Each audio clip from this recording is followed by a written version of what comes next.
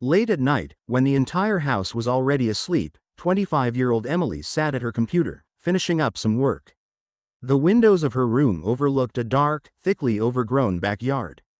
Through the large glass panels, she could see the beam of a moving spotlight gently cutting through the darkness, illuminating only small patches of grass. It seemed like this night was just like any other, calm and peaceful. But suddenly, something caught her attention. A strange shadow flickered in the corner of her eye, making Emily freeze. She peered into the darkness outside the window, and in the faint light of the spotlight, she noticed movement. Someone was out there. It wasn't the shadows of the trees or random reflections. There was a figure in the yard. A person. Her heart pounded so loudly it seemed the sound echoed through the entire room. Struggling to keep her breath steady, Emily slowly moved closer to the window, her fingers gripping the edge of the desk so tightly her knuckles turned white. In the spotlight's beam, she clearly saw the silhouette cautiously moving along the fence.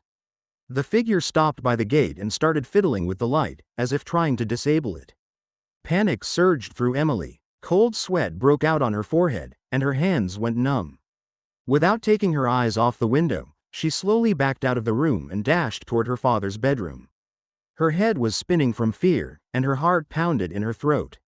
With trembling hands, she flung open the door and, running to the bed, began shaking her father's shoulder. "Dad, Dad, wake up, there's someone in the yard." Her voice was barely audible, but full of panic. Her father woke up instantly, got out of bed, and without asking any questions, followed his daughter to the window. They both stared into the darkness, but the figure was gone. The yard was empty, as if the dark night had swallowed the unwelcome guest. "Are you sure?" her father asked hoarsely, still trying to spot something in the thick darkness outside the window. "Yes, Dad, I saw him." Emily's voice trembled, her breathing uneven. "He was messing with the light. I saw it clearly." In a rush, they went around the house, checking the doors, windows, and locks. Her father went outside with a flashlight, shining it into every corner of the yard. But everything was in its place, just as it should be. No signs, no traces of an intruder. But Emily knew it was real. She had seen it, felt it, and now, the cozy home that had always been her fortress seemed utterly defenseless. A few days had passed since that strange night when Emily saw the figure in the yard. The fear slowly began to fade, but it left behind a lingering unease. She tried not to dwell on it and returned to her usual routine, though her eyes would occasionally drift to the window, expecting to see something new, something unwelcome. That evening, Emily sat in the kitchen, watching her father work in the yard. Suddenly, her attention was drawn to a slow movement on the road. She noticed an old white van moving too slowly. The headlights illuminated the silhouettes of houses and trees, but the van seemed to be moving without purpose. Emily's heart skipped a beat. The van passed their house but suddenly came to a stop. Emily froze at the window, unable to look away. The driver of the van was clearly watching her house. She couldn't make out the face, but by the way the figure in the cab leaned slightly forward, she knew someone was looking at her. The moments dragged on painfully. This unknown person just sat in the vehicle, as if waiting. The tension built up, like a tightening sense of anxiety in her chest. Why did he stop? What does he want? Emily thought frantically as she stared at the van. But just as abruptly as it had stopped, the driver stepped on the gas and drove away, disappearing around the corner of the street. The sense of danger only grew stronger. Something wasn't right. This couldn't be a coincidence. Emily felt that the van had slowed down in front of their house for a reason. Without hesitating, she grabbed her phone and called the police. Her voice trembled as she reported the strange van, but she tried to speak clearly and in detail. 20 minutes later, a patrol car pulled up to their house. Emily stepped outside and briefly told the officers about the van and the driver who had stopped and stared at their home. "We'll check the area, miss," one of the officers said, nodding to her reassuringly. But it might have just been a random drive-by. The officers circled the neighborhood, slowly patrolling the nearby streets, but soon returned with the news that they hadn't found anything suspicious. Emily thanked them, but her anxiety didn't fade. She still felt something dangerously unsettling about that stare from the van's window. It had been a few days since Emily installed the security cameras around the house. While the new precautions gave her a sense of safety, they couldn't fully ease the tension. Every evening, as the sun dipped below the horizon, she felt her fear gradually turn into an anticipation of something bad. That night, Emily sat for hours in front of the monitor, carefully watching the camera feeds. The quiet yard, dimly lit by the soft glow of streetlights, seemed completely empty, with only occasional gusts of wind swaying the tree branches. But around midnight, everything changed. A shadow appeared on the screen. Emily leaned in, her heart pounding faster. A dark figure moved along the windows in the backyard, barely visible in the dim light. She didn't recognize the shape of the person but could clearly see that they were being cautious. As if they didn't want to be noticed. The figure moved slowly, almost creeping, as though surveying the house, looking for the right moment to act. Emily held her breath as the figure passed by her window without looking inside and disappeared into the darkness of the garden. Her fingers were already flying over her phone's keyboard. She quickly called the police, reporting the suspicious person in the yard. Her father, hearing her voice, rushed into the room and immediately looked at the monitor. "Did you see that?" she asked, pointing to the screen, which was still showing the empty yard. "Where are they now?" Her father leaned in closer, trying to spot something. "They were right here," Emily whispered, her voice trembling. "I called the police." Within minutes, flashing lights from police cars illuminated the front of the house. The officers searched the entire property, thoroughly checking the backyard, but they found no signs of intrusion. No footprints, no shoe marks. Even the fence appeared untouched, as if no one had climbed over it. The figure Emily had seen had vanished without a trace once again. The officer, after reviewing the footage, shrugged and said, "We don't see any clear threat here, but we'll keep patrolling the area. Let us know if anything happens again." After the police left, Emily stood at the window, feeling drained. She knew what she had seen. But whoever it was, they were skilled at hiding from everyone. The fear lurking deep inside her only grew stronger, leaving her with the unsettling feeling that the intruder could return at any moment. The morning after a sleepless night, Emily woke up with a heavy sense of unease. The cameras had clearly captured the presence of a stranger, but the police had found no traces. However, Emily's anxiety had grown too strong to let the matter go. Her father, determined to get to the bottom of it, insisted that they contact the police again. Soon, the officers returned to the property. They started an investigation, but ran into difficulties. Without clear evidence or witnesses, it was hard to make progress. 2 officers thoroughly examined the house, backyard, and surrounding area. A seasoned officer named Detective Myers looked pensive as he gazed at the wooded area beyond the fence. "You know," he said, turning to Emily and her father, "if someone wanted to approach unnoticed, this forest is the perfect cover. You could watch the house from here without ever coming near the fence." "I always thought of the forest as just pretty trees," Emily said with a nervous laugh, "but now it feels like a dark hiding place for someone."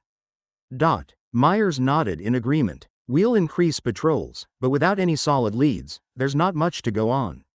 It might just be someone wandering around the neighborhood looking for a weak spot." They questioned several neighbors, but no one had noticed anything unusual. No one had seen strange shadows or heard suspicious noises. Everything seemed so ordinary that the police began to doubt the seriousness of the threat. The officers advised Emily to continue recording everything on the cameras and promised to respond to every call. But as they left, Myers, clearly frustrated by the lack of concrete evidence, said, "For now, it seems like a random intrusion. But if anything changes, call us immediately. We'll be on standby." After the police left, Emily and her father returned to the house, feeling helpless. Emily couldn't comprehend how someone could come so close to their home and vanish without a trace. But she knew one thing: whoever it was, they would be back.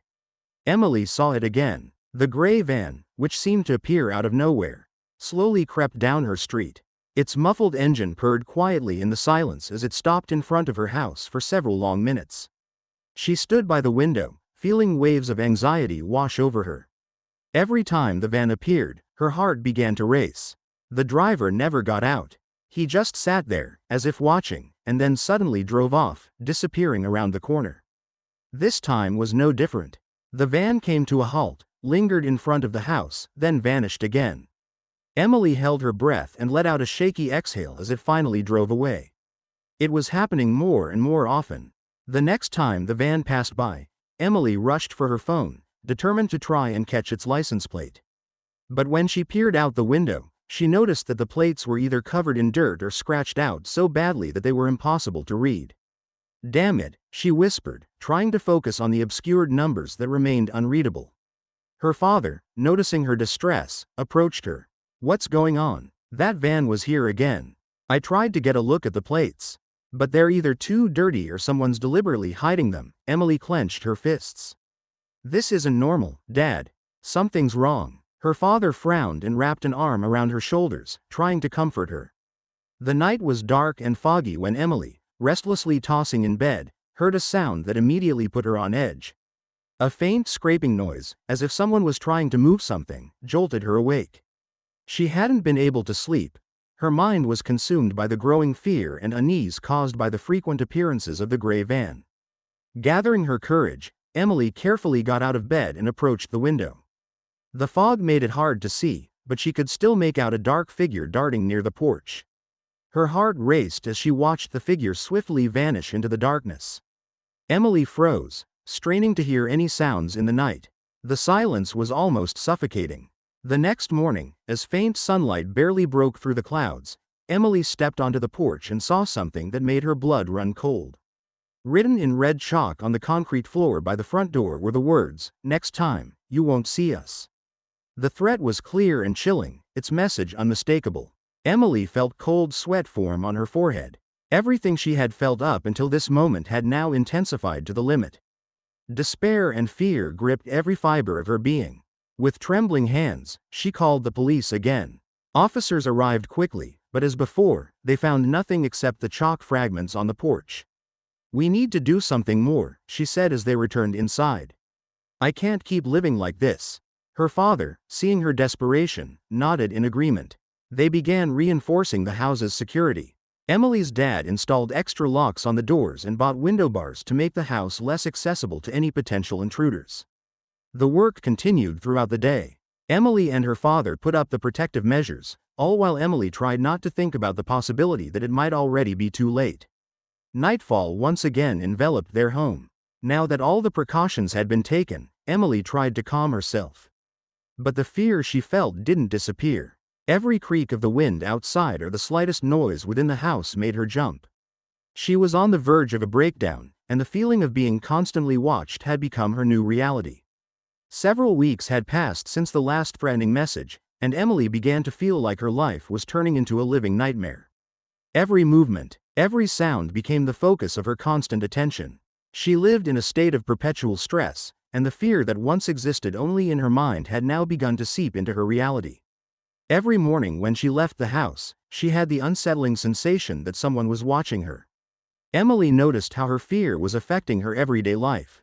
She would peer out of the windows, trying to spot the slightest signs of being followed, and every time someone walked behind her on the street, her heart would race. In the store, as she walked through the aisles, it felt like unfamiliar faces were tracking her every move. She was shaken when she noticed a man in a dark jacket following her, stopping in the same aisles and picking up the same items.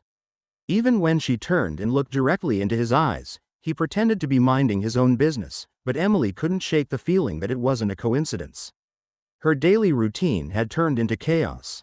In the evenings, as she returned home, she would frequently check the backyard for any signs of disturbance, and every noise or creak in the house put her on edge.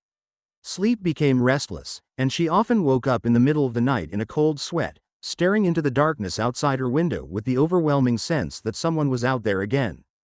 Her friends and family started noticing the changes in her behavior. Emily's responses to calls and messages became short and lacking enthusiasm. They could see the weight of her distress and decided to intervene. During one of their gatherings at a local cafe, her best friend, Jessica, said, "Emily, you know we all love and care about you.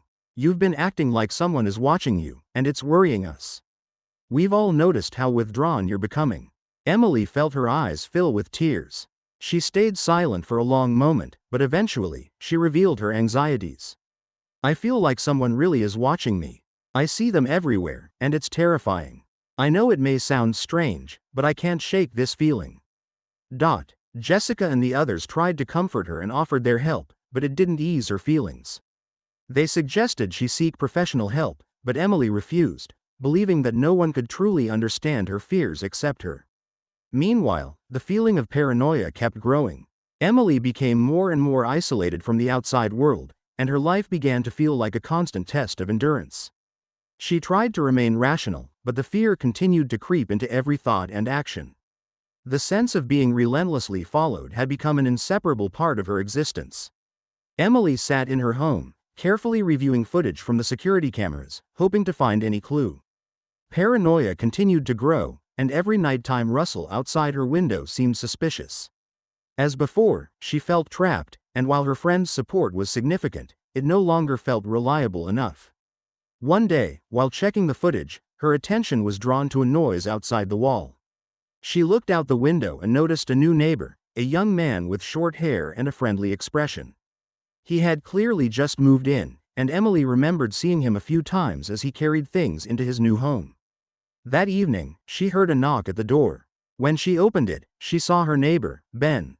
He was wearing a work uniform with the logo of a security company. Seeing her worried expression, Ben introduced himself. "Hi, I'm Ben. We just moved into the house across the street. I heard you've been having some trouble, and I wanted to offer my help. I've worked in security for a while, and I might be able to assist you with these threats." Emily was surprised by the offer, but her fear and constant tension pushed her to accept the help. She invited Ben inside, and they discussed the situation. Emily told him about the recent events, the strange behavior of the van, the threatening messages, and her constant feeling of being followed. "I understand how difficult this must be," Ben said, "but maybe I can help. We can keep watch together at night. My experience in security might come in handy, especially if there's a real threat of intrusion." Emily felt a sense of relief at the thought of someone with security experience being willing to help. They agreed on night watches, with Ben offering to monitor not only inside her home but also the backyard, where the cameras were installed. The first night of their watch began with tense anticipation. Emily and Ben sat silently in the backyard, closely watching the video feed and listening for any sounds. Sensing her anxiety, Ben tried to ease her fears through conversation and support. "Don't worry, it's important to stay alert, but don't panic. Your safety is my priority," Ben reassured her. By the middle of the night, Ben spotted something on the footage. There were moving shadows in the backyard, but nothing concrete. He explained to Emily that this could be due to animals or the wind, but it was important to continue observing and analyzing the footage. As the night watches continued, Emily and Ben began to build a trusting relationship. She learned that Ben had moved to the area in search of a quieter life after several years working in security. Her fear eased slightly, knowing she had a reliable ally in Ben. In addition to the night watches, Ben helped Emily enhance her home's security system. They discussed installing additional motion sensors, improving outdoor lighting, and other measures that could strengthen her home's defenses. While the nights became a bit calmer thanks to her new friend and ally, Emily knew that her problems weren't fully resolved. But with Ben's help, her fears and anxieties became more manageable. One night, while Ben was reviewing the security camera footage, he noticed that the van had passed by Emily's house again. This time, thanks to the upgraded surveillance system, the footage was clearer. Ben focused on the license plates, which had previously been too blurry. He paused the video and zoomed in to examine the details. The next day, Ben shared his findings with Emily, who immediately forwarded them to the police. The police took up the investigation with this new lead. They requested information on the van, which now had clear license plates, and began analyzing the data. "We reviewed the footage you provided," Detective Keller told Emily over the phone. "The van is registered to a private company that does home repairs. It's a fairly common company, but importantly, they service several areas." Emily sighed with relief that the investigation was finally moving forward, but she remained on edge. "We've already contacted the company," Detective Keller continued. "They confirmed that the van was used for jobs in several homes in your area. But they couldn't provide specific details about who was working those days." Together with the police, Ben and Emily began to check the van's usage history and work schedule. It turned out that on the days when the van frequently appeared near Emily's house, the company was working on several nearby properties. "We suspect that someone from this company might be linked to your case," Detective Keller noted. "We'll be reviewing records and identifying all employees who could have been in the area at that time." Emily, trying to manage her excitement, hoped that this breakthrough would provide a key to solving the situation. Soon, Detective Keller informed her that one of the workers, who was on site during the days the van was near her home, had a criminal background.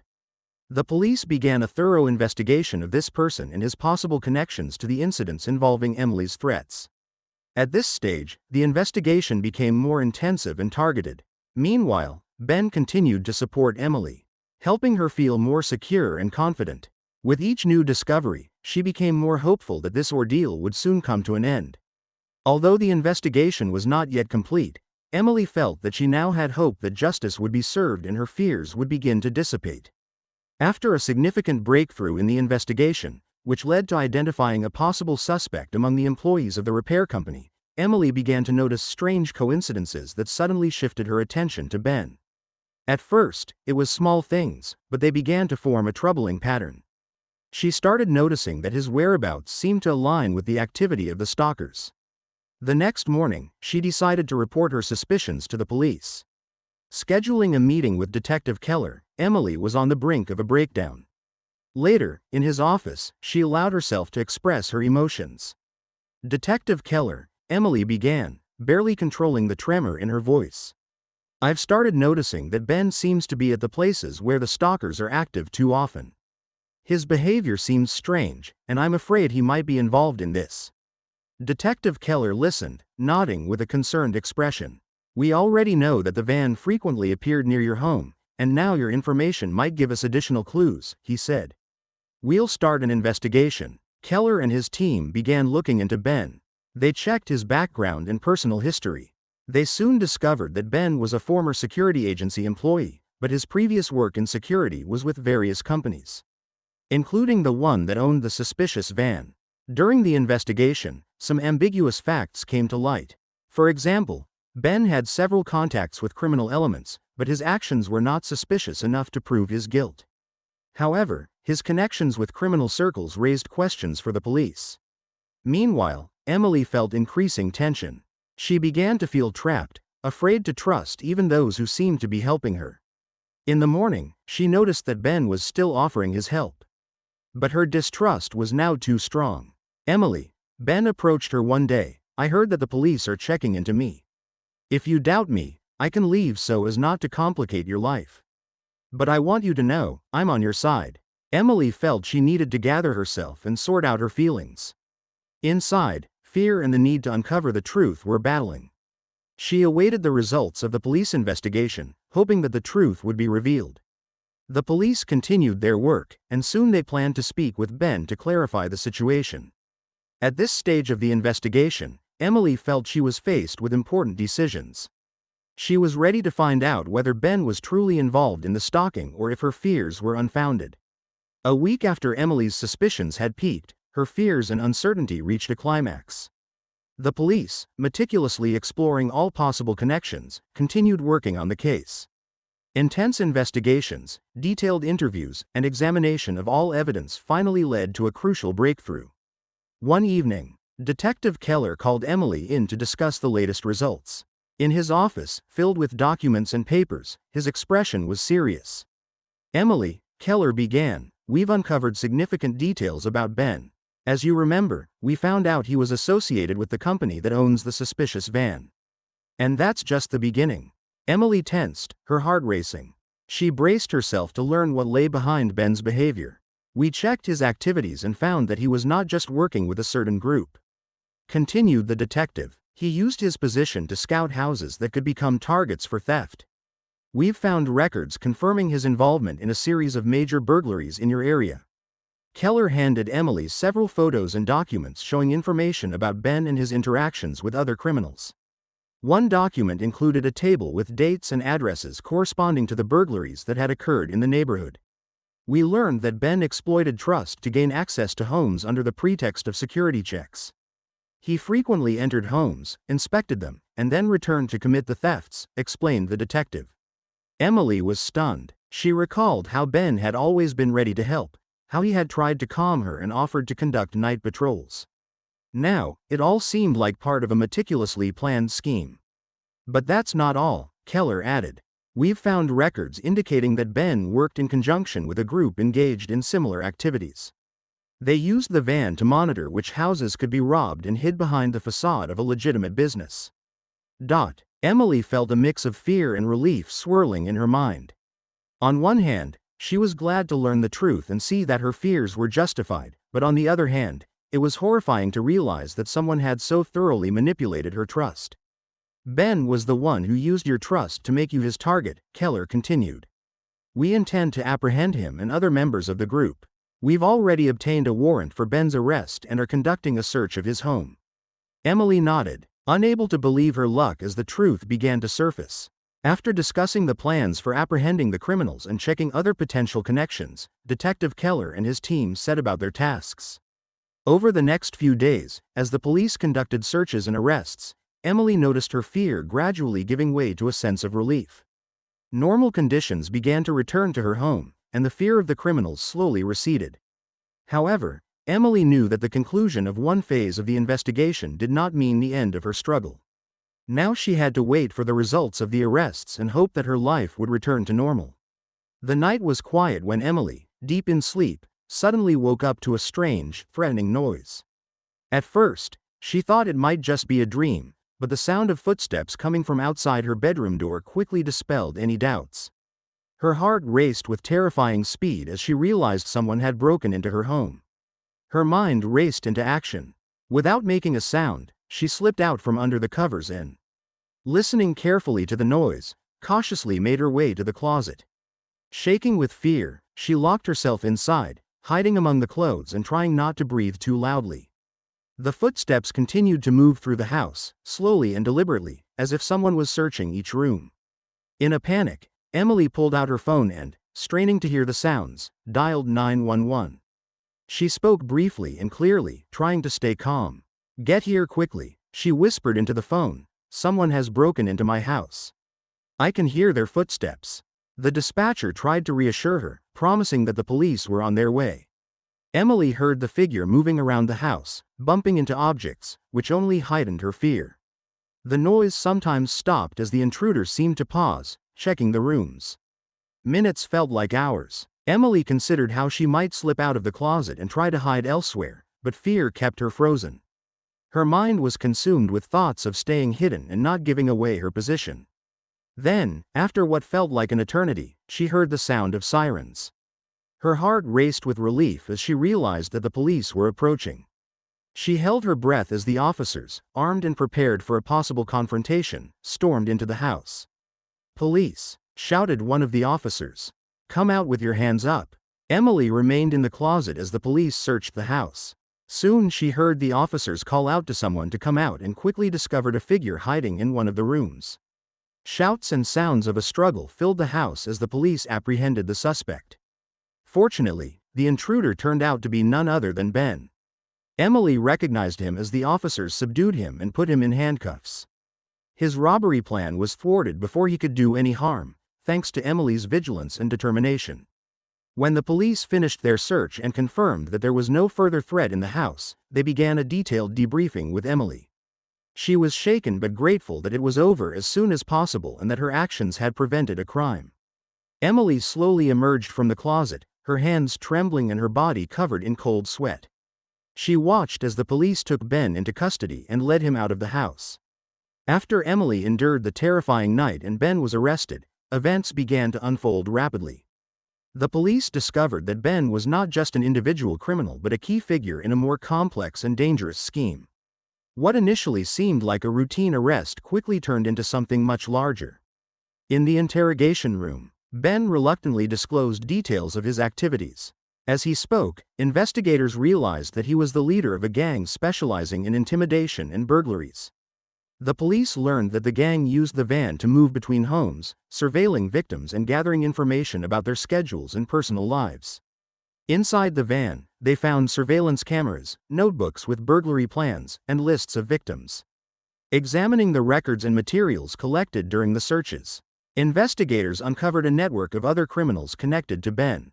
The police conducted a series of operations, resulting in the arrest of several gang members. During these arrests, their apartments and storage units were revealed, containing stolen goods and equipment used for surveillance. The investigation showed that the gang was well organized and had a complex structure. They used various tactics to intimidate and manipulate their victims. Ben was responsible for recruiting new members, planning operations, and carrying out the burglaries. As a result of the gang's exposure, the police were able to solve numerous crimes committed by the group. Evidence linking the gang to thefts in several neighborhoods was found in the home of one gang member. The gang members, including Ben, were charged with a range of serious offenses, including extortion and illegal surveillance. The police continued their investigation, tracing connections between gang members and other potential crimes related to their activities. All those arrested were brought to court, and the case against the gang became one of the most high-profile in the county. Emily was relieved that it was over but understood that even after the gang's exposure, she and her family faced a long road to restoring their normal lives. Though the anxiety and fear had diminished, they remained with her as a constant reminder of the horror she had endured. Weeks had passed since Emily had faced the horrors related to Ben and his gang. The city streets had begun to fill with their usual noise again, and life was gradually returning to its normal rhythm. But for Emily, recently freed from immediate danger, the fears and anxieties did not dissipate so easily. After the arrests and the exposure of the entire scheme, Emily felt a profound sense of relief, but the persistent feeling of unease continued to haunt her. Her home, now seeming much less secure than ever, needed additional protection. She spent several weeks reinforcing security, installing extra locks on windows and doors, and conducting regular checks with the latest security systems. Emily began working more closely with the local police. She maintained contact with the detectives handling the case and regularly updated them on any peculiarities she might notice in her neighborhood. Increased police patrols provided some reassurance, though they did not completely dispel her fear. She also grew closer to her neighbors. Her interactions with them became more frequent, and she openly shared her concerns and anxieties. Together, they formed a small support group to be more vigilant about what was happening in the area and to support each other during tough times. These meetings helped her feel part of something larger and strengthened her faith in the safety of her community. However, the most important step in her recovery was undergoing psychological rehabilitation. Emily sought out a therapist who specialized in post-traumatic stress. In the early sessions, she struggled with openness and discussing her experiences. But gradually, under the therapist's careful guidance, she began to open up and work through her fears and anxieties. The therapist helped her with relaxation techniques, anxiety management, and restoring a sense of control over her life. These sessions became an essential part of her daily routine, providing space to analyze and understand what she had gone through and how it had impacted her mental state. With each passing day, Emily felt her internal fears begin to wane. She still occasionally flinched at loud noises or shadows, but each month she felt that her fears no longer controlled her as much as before. She began to revisit her hobbies, reconnect with friends, and slowly returned to a normal life. Though recovery was long and challenging, Emily understood that the process was necessary for her full healing. She learned to value the support she received from those around her and realized that even in the darkest situations, light and hope for a better future could be found. With each day, she grew more confident and independent, though she knew she would always remain vigilant. But now, thanks to her efforts, she was able to rebuild her life and enjoy moments of peace and security once more. During the court proceedings and additional investigations that continued even after Ben's arrest, the police discovered that his crimes had much deeper roots than initially suspected. Detectives uncovered numerous documents and pieces of evidence confirming that Ben's move to the house next to Emily was no coincidence. The investigation revealed that Ben was an experienced manipulator who deliberately chose the neighborhood to infiltrate the lives of his neighbors and use his new environment to execute his criminal plans. Initially, he created the appearance of a friendly and helpful neighbor, which allowed him to gain the trust of Emily and other residents. He used this trust to mask his true intentions, harassment and intimidation. Ben was not only involved in theft and fraud but was also active in stalking other women in the area. It turned out that he employed similar tactics to intimidate and manipulate. This came to light after police discovered a series of complaints from other victims who had also encountered threats and aggressive behavior from Ben. All these women reported similar experiences, strange messages, a van that slowly passed by their homes, and even instances where they were followed and observed from the shadows. The testimonies of these victims confirmed that Ben, being a master manipulator, used his new surroundings to build his network of fear and control. The police compiled all this information into a detailed report, which was submitted to the court. It became evident that Ben was part of a broader scheme of manipulation and stalking that affected not only Emily but other women as well. His actions were meticulously planned to create an atmosphere of fear and insecurity, allowing him to operate almost unnoticed. Emily was shocked to learn that her fears and experiences were part of a larger and more sinister scheme. She felt relief that the truth had been exposed and that Ben and his actions were now under the scrutiny of law enforcement. Understanding the scope and methods of his manipulations also helped her begin the process of acceptance and recovery. Now, knowing that her case was not isolated, Emily could better recognize her strength and resilience. She was ready to move forward, understanding that her story had helped not only herself but also others who had fallen victim to similar fear and manipulation. Moreover, this story served as a reminder that real threats can be closer than they seem, and trust must be earned, not given in advance.